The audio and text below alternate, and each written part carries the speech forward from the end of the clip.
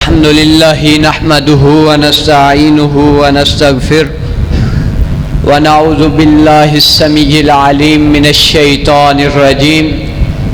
بسم الله الرحمن الرحيم. اقرأ باسم ربك الذي خلق خلق الإنسان من علق اقرأ وربك الأكرم الذي علم بالقلم علم الانسان ما لم يعلم. صدق اللہ العلی العظیم. مختصر حمد و ثنا کے بعد ہر قسم کی حمد و ثنا اس اللہ وحدہ لا شریک کی ذات کے لیے ہے جو حاجت روا ہے، جو مشکل کشا ہے، داتا ہے، بگڑیاں بنانے والا ہے، اولاد دینے والا ہے. درود و سلام اس ہستی کائنات کے امام، امام الانبیاء، امام المرسلین، امام المجاہدین، آدم علیہ السلام کی اولاد کے سردار آمنہ کے لال جناب محمد الرسول اللہ صلی اللہ علیہ وسلم کی ذات گرامی کے لیے ہے. حضرات،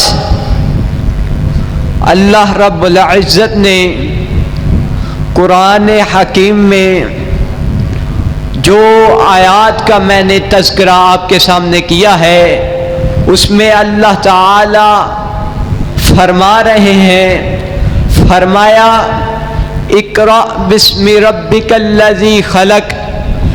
اے پیغمبر علیہ السلام جی، اقرأ آپ قرات کریں. صیغہ امر استعمال کر کے نبی علیہ السلام کو مخاطب کیا اور مخاطب کر کے فرمایا اقرأ آپ قرات کریں. اللہ جی کس نام کے ذات قرات کرنی ہے؟ فرمایا بسم ربک الذی خلق.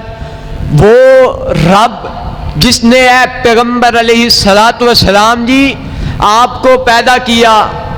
الذی، حضرات محترم، الذی خلق، وہ ذات خلق جس نے پیدا کیا. خلق الانسان من علق. اللہ جی کس چیز سے آپ نے پیدا کیا؟ فرمایا خلق الانسان من علق. اے انسان، میں نے تجھے خون کے نطفے سے پیدا کیا ہے. خلق الانسان من علق اقرأ وربک الاکرم. اے پیغمبر علیہ السلام جی، اگر آپ نے پڑھنا ہے تو اپنے رب کے نام کے ساتھ پڑھنا ہے جو عزت والا ہے. حضرات محترم، اس میں دو چیزیں بیان ہو رہی ہیں. اللہ فرما رہے ہیں ایک تعلیم کے بارے میں، دوسرا اللہ تعالیٰ فرما رہے ہیں کہ میں نے ہی انسان کو پیدا کیا، میں نے ہی انسان کو سیدھا راستہ دکھلایا. حضرات زیوکار، اسی طرح الذی خلق الانسان من علق اقرأ وربک الاکرم الذی علم بالقلم. حضرات زیوکار، الذی، وہ ذات، علامہ جس نے سکھایا بالقلم، قلم کے ساتھ. حضرات محترم، قلم کے ساتھ سکھایا. میرے پیغمبر علیہ السلام کے پاس حضرت جبرائیل علیہ السلام آتے ہیں، آ کر کے کہتے ہیں اللہ کے پیغمبر علیہ السلام جی، سب سے پہلی وحی جو آئی تھی وہ اقرأ بسم ربک الذی خلق، ان 5 آیات تھی. حضرات محترم، حضرت پیغمبر علیہ السلام کے سامنے آئے اور قرآن کی عظمت کو بیان کیا اور کہا قرآن بھی ایک علم ہے. اس کو کسی لمحے کی عمر میں نبی علیہ السلام کو 40 سال کی عمر میں نبوت ملی تھی، تو پھر میرے پیغمبر علیہ السلام نے قرآن کا علم سیکھا. حضرات، قرآن کا علم سیکھنے کے لیے عمر نہیں دیکھنی پڑتی کہ میری عمر 40 سے اوپر ہو گئی ہے، اب میں نہیں سیکھ سکتا. کعبہ کے رب کی قسم ہے، میرے پیغمبر علیہ السلام نے قرآن سیکھا 40 سال کی زندگی میں.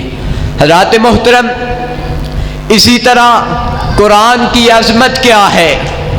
قرآن کی عظمت میرے پیغمبر علیہ الصلوۃ والسلام قرآن کی عظمت میں میرے پیغمبر علیہ الصلوۃ والسلام نے فرمایا قرآن ایک ایسی چیز ہے جس میں دنیا کے ہر فیصلے کا حضرات علاج ہے، ہر فیصلے کی رضا ہے۔ حضرات محترم حضرت ابو بکر صدیق رضی اللہ تعالیٰ عنہ تھے نا، حضرت ابو بکر صدیق رضی اللہ تعالیٰ عنہ کے سامنے مشرکین مکہ نے حضرات محترم کہا کہ معاذ اللہ، اللہ فقیر ہے، ہم غنی ہیں۔ حضرت ابو بکر صدیق رضی اللہ تعالیٰ عنہ سے برداشت نہیں ہوا، کہا میں یہ برداشت نہیں کر سکا، میں نے اس کے منہ پر تھپڑ جڑ دیا۔ حضرات محترم وہ مشرکین میرے پیغمبر علیہ الصلوۃ والسلام کے پاس آئے اور آ کر کے کہنے لگے اللہ کے پیغمبر علیہ الصلوۃ والسلام جی، ہم نے قصاص لینا ہے۔ فرمایا ابو بکر کیا تو نے ایسا کام کیا ہے؟ فرمایا ہاں اللہ کے پیغمبر علیہ الصلوۃ والسلام جی، یہ معاملہ پیش آیا ہے۔ فرمایا اے ابو بکر کیا تیرے پاس کوئی گواہ ہے؟ فرمایا اللہ کے پیغمبر علیہ الصلوۃ والسلام جی میرے پاس تو کوئی گواہ نہیں ہے۔ فرمایا گواہ تیرے پاس نہیں ہے تو میں تجھے کیسے سچا مان لوں؟ حضرات محترم وہ ابو بکر رضی اللہ تعالیٰ عنہ جن کے اس صداقت کی گواہی اللہ رب العزت نے اپنے عرش پر بیٹھ کر دی، کہا ابو بکر سچا ہے، یہ جھوٹے ہیں۔ حضرات اللہ نے قرآن میں ہر فیصلہ کر دیا ہے۔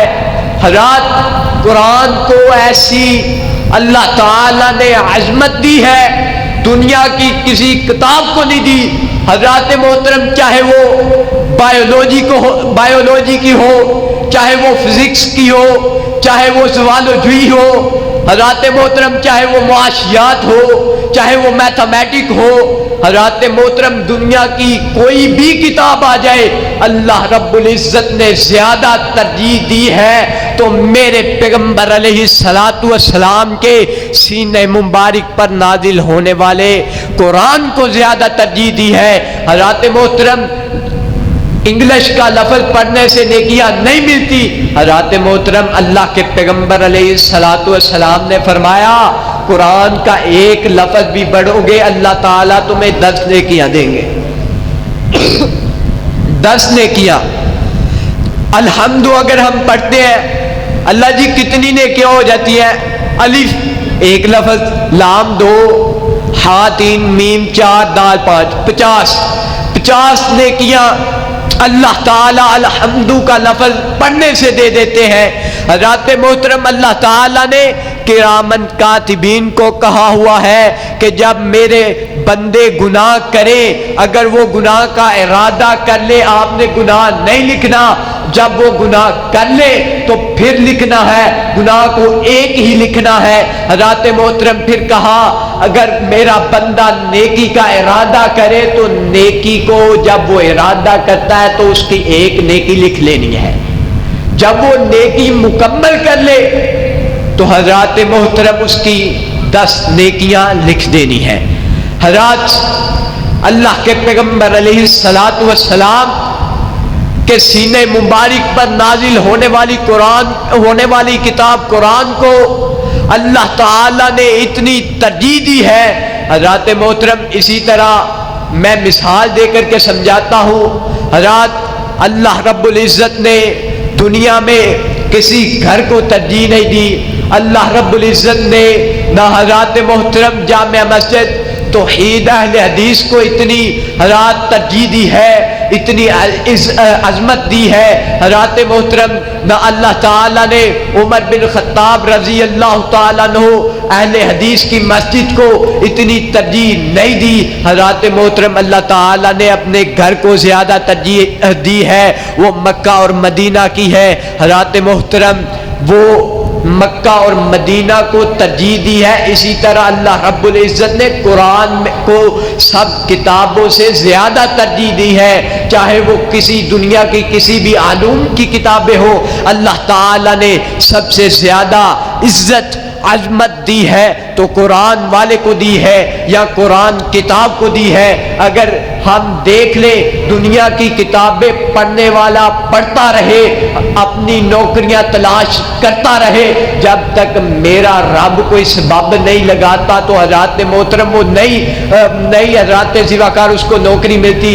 حضرات محترم اسی طرح میرے پیغمبر علیہ الصلوۃ والسلام نے اس قرآن کی عظمت کو بیان کیا۔ حضرت معاذ بن جبل رضی اللہ تعالیٰ عنہ کو یمن کا حاکم بنا کر کے بھیجا۔ یمن کے حاکم بنانے سے پہلے پوچھا، اے معاذ میں تجھے حاکم بنا کر کے بھیجا ہوں، اگر تیرے پاس کوئی فیصلہ لے کر کے آ جائے تو کیا فیصلہ کس چیز سے کرے گا؟ تو حضرت معاذ رضی اللہ تعالیٰ عنہ کہنے لگے میں فیصلہ کروں گا تو رب تعالیٰ کی کتاب قرآن حکیم سے کروں گا۔ حضرات زیواکار نبی علیہ الصلوۃ والسلام نے اسلام کے 5 ارکان بتلائے، ان 5 کا ذکر قرآن میں ہے۔ حضرات توحید کا ذکر آتا ہے تو اللہ رب العزت فرماتے ہیں الہکم الہ واحد، دوسرے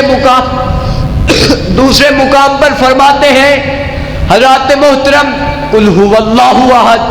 اگر نبی علیہ الصلوۃ والسلام نے فرمایا دوسرا حضرات رکن توحید کے بعد نماز ہے تو اللہ تعالیٰ نے نماز کو بھی عظمت والی کتاب میں بیان کر دیا، فرمایا قد افلح المؤمنون الذین هم عن صلاتهم خاشعون۔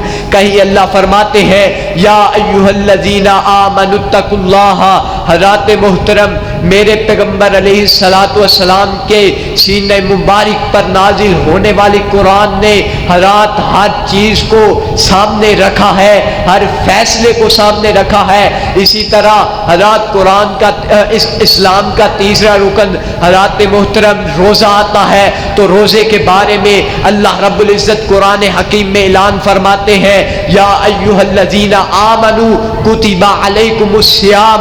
حضرات اگر چوتھا رکن زکوٰۃ آتا ہے تو اللہ رب العزت فرماتے ہیں وآتوا الزکاۃ، لوگوں زکوٰۃ ادا کرو۔ حضرات زیواکار اگر 5واں رکن حج آتا ہے تو فرمایا فمن استطاع، جس شخص کے پاس استطاعت ہے وہ کعبہ کا طواف ضرور کرے۔ حضرات محترم میرے پیغمبر علیہ الصلوۃ والسلام کے سینہ مبارک پر نازل ہونے والی کتاب کی عظمت کو ہم کیسے نہ مانیں؟ اس نے دنیا کے ہر مسئلے کو سامنے رکھا ہوا ہے، دنیا کے ایک لمحے کو حضرات محترم سامنے رکھا ہوا ہے اور سامنے رکھ کے اس کا فیصلہ کیا ہوا ہے۔ اگر کوئی فیصلہ انصاف کا آتا ہے تو میرے پیغمبر کے سینہ مبارک پر نازل ہونے والا قرآن کہتا ہے فیصلہ کرنا ہے تو انصاف کے ساتھ کرنا ہے۔ حضرات اگر کوئی یتیموں کا حق کھاتا ہے تو حضرات محترم قرآن کہتا ہے وَلَا تَقْرَبُوا مَالَ الْيَتِيمِ، یتیم کے مال کے پاس نہ جاؤ۔ حضرات محترم ہم قرآن کی عظمت کو اہل حدیث کیوں نہ مانے؟ حضرات محترم قرآن نے دنیا کے ہر مسئلے سامنے رکھ کر واضح بیان کر دیے ہیں۔ کیا میرے پیغمبر علیہ الصلوۃ والسلام کسی کے سامنے جھکے تھے ہم نے آپ سے فیصلہ کروانا ہے؟ نہ، رب کعبہ کی قسم ہے فیصلہ کروایا تو قرآن حکیم سے کروایا، فیصلہ کیا تو قرآن حکیم سے کیا۔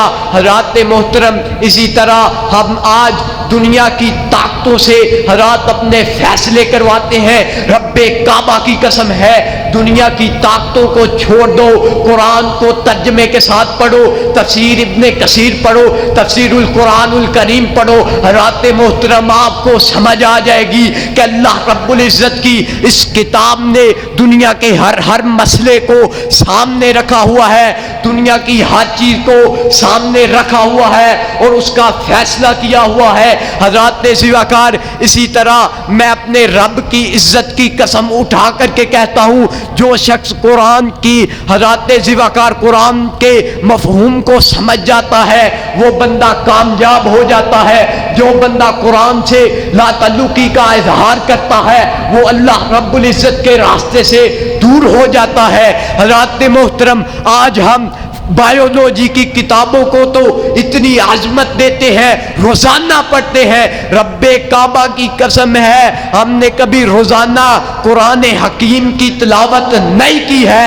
حضرات محترم، قرآن حکیم کو ہمارے گھر میں مہینہ مہینہ پڑے ہوئے ہیں، ہم نے ان کو پڑھا ہی نہیں، ہم نے ان کی حضرات قیمت جانی ہی نہیں۔ حضرات یہ دنیا کی کتابیں دنیا کے ایک آدمی نے لکھی ہوئی ہیں۔ حضرات محترم، یہ اللہ رب العزت کی بھیجی ہوئی کتاب ہے۔ اللہ رب العزت نے حضرت پیغمبر کو سنایا، حضرت پیغمبر نے حضرت امیر معاویہ کو سنایا، حضرت معاویہ نے تحریر کیا، تحریر کر کے لوگوں تک پہنچا دیا۔ حضرات محترم، دنیا کا فیصلہ کر دیا۔ حضرات آج ہم قرآن کو سامنے نہیں رکھتے، کعبہ کے رب کی قسم ہے آج ہم اسی وجہ سے آپس میں جھگڑا کرتے ہیں، بھائی بھائی کا سگا نہیں۔ حضرات محترم، سال ہو گئے ہیں، کئی مہینے بیت گئے ہیں، حضرات بھائی بھائی کو نہیں بلاتا۔ قسم ہے اس رب کی، میرے پیغمبر علیہ السلام نے فرمایا المسلم اخو المسلم، مسلمان مسلمان کا بھائی ہے۔ اسی طرح اللہ تعالیٰ قرآن میں بھی حضرات بھائی چارے کا حضرات سبق دیتے ہیں، تو ہم نے قرآن کی عظمت کو تو پہچانا ہی نہیں تو ہم کیا دوسروں کو دوسری کتابوں کو پہچانیں گے۔ حضرات محترم، روزانہ ہم بایولوجی کا، فزکس کا، میتھمیٹک کا حضرات ایک صفحہ تو یاد کر کے جاتے ہیں۔ رب کعبہ کی قسم ہے اگر ہم قرآن کا روزانہ قرآن کی 10 آیتیں بھی زبانی یاد کر لیں تو رب کعبہ کی قسم ہے 3 سالوں میں بھی حفظ ہو سکتا ہے۔ حضرات حفظ کی اتنی عظمت ہے، اللہ تعالیٰ کل قیامت والے دن ان کے والدین کو حضرات زیوکار تاج پہنائیں گے۔ میں اللہ تعالیٰ سے دعا کرتا ہوں اللہ جی ہمیں قرآن پاک کی عظمت سمجھنے کی توفیق عطا فرمائے۔ اللہ جی ہمیں قرآن کی عظمت سمجھ کر اللہ جی جو قرآن نے فیصلے کیے، جو حضرت محمد الرسول اللہ صلی اللہ علیہ وسلم نے فیصلے کیے، حضرات محترم اللہ جی ہمیں انہی فیصلوں پر عمل کرنے کی توفیق عطا فرما۔ وآخر دعوانا ان الحمد للہ رب العالمین۔ السلام علیکم۔